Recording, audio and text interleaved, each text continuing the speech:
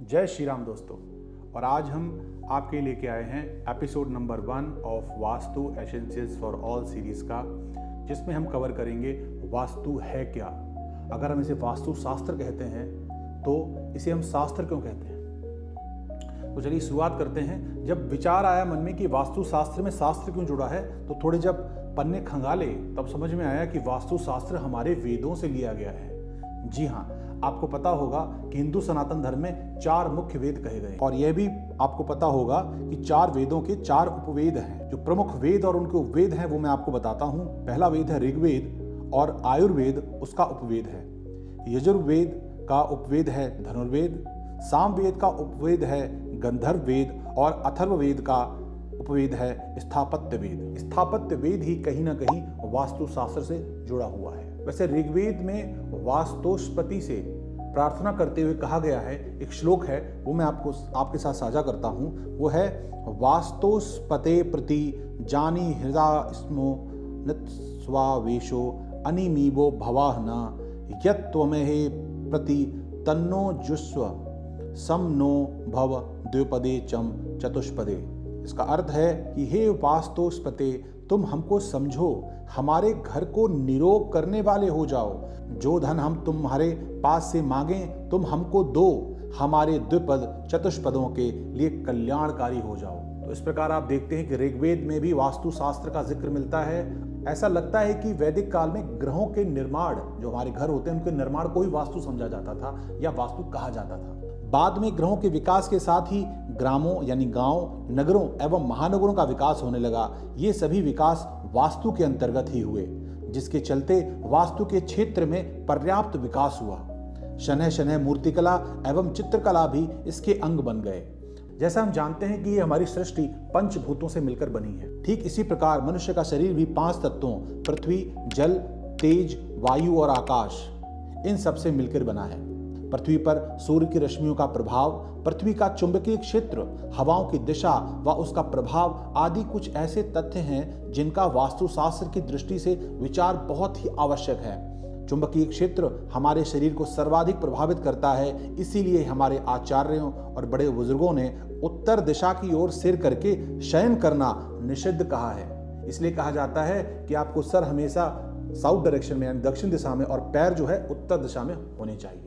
और ये अगर आप साइंटिफिकली देखें तो जो हमारा मैग्नेटिक फील्ड होता है उसी डायरेक्शन में ब्लड फ्लो करता है, और chances of heart attack etcetera बिल्कुल निग्लिजिबल हो जाते हैं अगर हम सही डायरेक्शन में चीज़ों को फॉलो करते हैं। तो इस तरह आप देखेंगे कि जो साइंटिफिक थ्योरीज हैं वो हमारे वास्तुशास्त्र से कितना उनका आपस में सामंजस्य है और कितना उनका आपस में रिलेशन है।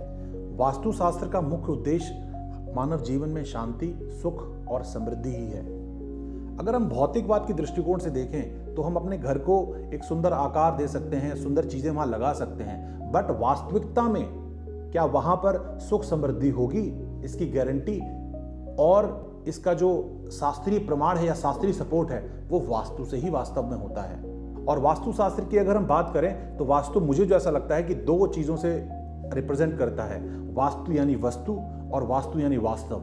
अगर वस्तुएं जो हमारे घर में पड़ी हुई हैं और वास्तविकता यानी स्पिरिचुअल नॉलेज या जो हमारा एनलाइटमेंट होता है उसका अगर कनेक्शन करना है तो आपको वास्तु का एक माध्यम बन जाता है, जिससे वस्तुएं ऐसी ही हमारे घर में स्थापित की गई या जो डायरेक्शन है हमारे प्लॉट का या हमारे फ्लैट का या हमारे शॉप का ऐसा रखा गया, उसमें वस्तुएं ऐसी रखी गई जो हमें वास्तविकता से जोड़ें और जो हमारी वास्तविकता से जो हमें कृपा प्राप्त हो रही है वैसी हो पाए।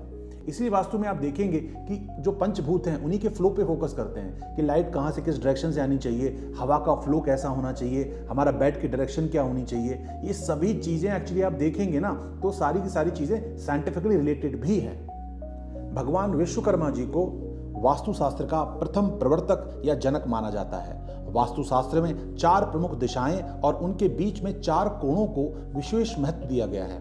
वास्तुशास्त्र में आकाश और पाताल को भी दिशा माना गया है। वास्तुशास्त्र से रिलेटेड ही कई सारी जो शास्त्र थे या कई सारी जो प्रैक्टिसेस थी वो अक्रॉस वर्ल्ड कहीं ना कहीं होती रही। जैसे चाइना में फेंग शुई, फेंग शुई को अगर हम मतलब देखें उसका मतलब होता है विंड एंड वाटर यानी हवा और पानी।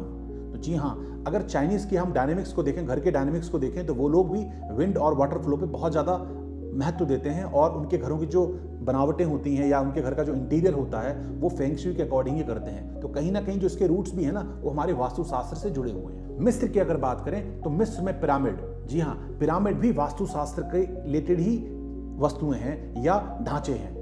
आज हम शेप्स का यूज करते हैं अपने ऑफिस की एनर्जीज बैलेंस करने के लिए। जब हम रेमेडीज में जाते हैं वास्तुशास्त्र की, तो हम वही रिकमेंड किया जाता है कि पर्टिकुलर पिरामिड इस डायरेक्शन में रख दो, तो उससे एनर्जी फ्लो बैलेंस होता है। तो ये अगर हम जरा गौर से देखें तो हम पाएंगे कि प्राचीन काल से ही भिन्न भिन्न देशों में अलग अलग तरीके से वास्तुशास्त्र पर चिंतन हुआ, मंथन हुआ और उसको प्रैक्टिकली अप्लाई भी किया गया। तो ये शास्त्र कुछ आज का नहीं है, ये बहुत प्राचीन काल है, ये वेदों के समय का शास्त्र है।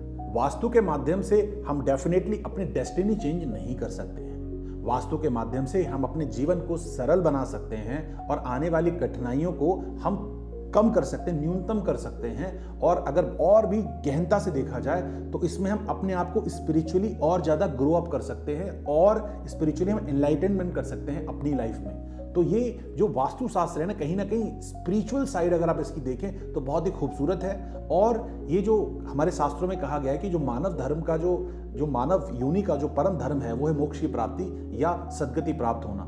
उसमें अगर कहीं ना कहीं जाके देखेंगे तो आपको समझ में आएगा कि वास्तुशास्त्र एक अहम रोल प्ले करता है। और वास्तुशास्त्र से रिलेटेड अगर चीज़ें हम अपने जीवन में अप्लाई करते हैं तो हमारा जीवन बहुत ही सहज हो जाता है। हमें फालतू की चीज़ों जैसे हमारे घर में जो बीमारियां हो जाती हैं, जो टेंशन्स हो जाती हैं, जो एंग्जाइटी हो जाती है, जो फियरलेसनेस हो जाती है, मतलब देयर आर मल्टीपल थिंग्स जो वास्तु से रिलेटेड होती हैं। तो अगर हम वास्तु अपने घर का, ऑफिस का अगर हम प्रॉपर रखते हैं तो वो हम चीज़ें फिक्स कर सकते हैं और हमारी लाइफ स्मूथ हो सकती है। डेस्टिनी डेफिनेटली चेंज नहीं हो सकती, बट चीज़ें हमारी लाइफ में स्मूथ हो सकती हैं। ये तो रहा बहुत छोटा सा इंट्रोडक्शन वास्तु का। नेक्स्ट एपिसोड में हम कवर करेंगे क्या क्या बेसिक एलिमेंट्स होते हैं वास्तु के और किस प्रकार से हम उसको लाइफ में अपनी इंप्लीमेंट करते हैं। और इस सीरीज के माध्यम से, जैसे मैंने आपसे पहले भी कहा, वास्तु का सारा ज्ञान जो मैंने प्राप्त किया और जो अवेलेबल है बहुत ही सरल भाषा में आप तक पहुंचाना चाहता हूं। और यही इस पूरी सीरीज का मुख्य उद्देश्य भी है। तो आप हमसे जुड़े रहें इसी चैनल के माध्यम से। और अगर वीडियो पसंद आए हो तो लाइक करें, अपने प्रियजनों के साथ, अपने फ्रेंड्स के साथ, अपनी फैमिली के साथ ये वीडियो शेयर करें, सो दैट वो भी हमसे जुड़ सकें। और अभी अगर आप कमेंट करेंगे तो डेफिनेटली मैं उनके रिप्लाईज भी करूंगा पर्सनली। और इस तरीके से आप भी अपने जीवन में वास्तु का संपूर्ण लाभ ले सकते हैं। नेक्स्ट वीडियो तक के लिए मुझे आज्ञा दीजिए। जय श्री राम।